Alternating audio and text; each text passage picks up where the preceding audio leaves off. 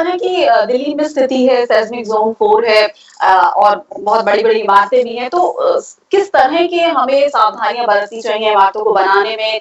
प्रशासन को किस तरह की सख्ती बरतनी चाहिए इस ज़ोन को देखते हुए और किस तरह के बिल्डिंग्स नॉर्म्स को स्ट्रिक्टली फॉलो करना चाहिए? क्या तैयारी होनी चाहिए?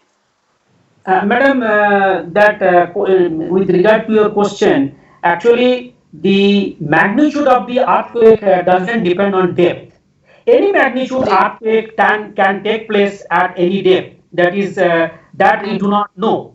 But question is that same magnitude earthquake, if it takes place at a depth of 5 kilometer, at a depth of 10 kilometer, at a depth of 15 kilometer, then the impact on the surface will be much less when it takes place at a depth of 15 kilometer than that taking place at a depth of 5 kilometer. So same magnitude earthquake taking place in different depth will have different impact to the surface features, surface structures, etc. So it will not have any relation between the depth and the magnitude of the earthquake. Magnitude of the earthquake is determined based on its energy. Magnitude and energy are constant, but depending on the depth of its occurrences, its impact on the surface will be different. Shallower high magnitude earthquake will cause more impact, then deeper same magnitude earthquake will have less impact to the surface. So this is one thing. So now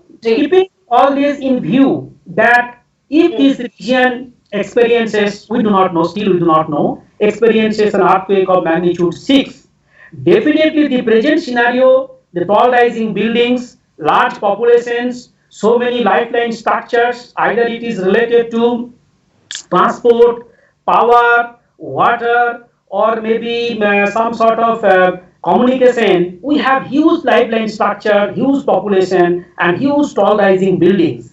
Even a 6 magnitude earthquake, if it takes place at the present scenario, that cannot be predicted, but it may cause lot of damage to the structures. So we have already told that the new building should follow the guidelines given by the Bureau of Indian Standard. Number 1, that old building should be retrofitted so that it can withstand a large magnitude earthquake into that region. Number 2.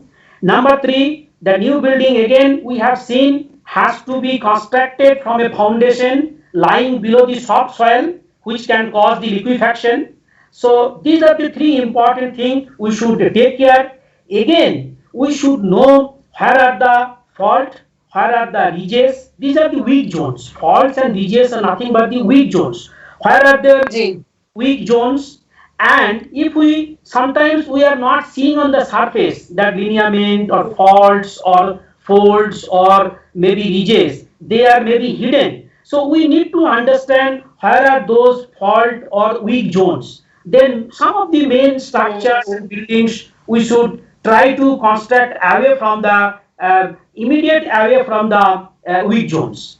But one more thing is very clear, that when earthquake comes, we do not know. Earthquake cannot be stopped, but only thing what this government from the center, government from the state administration can do, they can strictly impose the building guidelines. They can simply impose whether this many story of building should be allowed to fall there, whether they are having the earthquake resilient structure, whether they are having their basement founded into the steep sediment so that it will not experience any liquefaction. So all these precautions have to be taken when these buildings or other structures to be constructed into the Delhi and NCR region.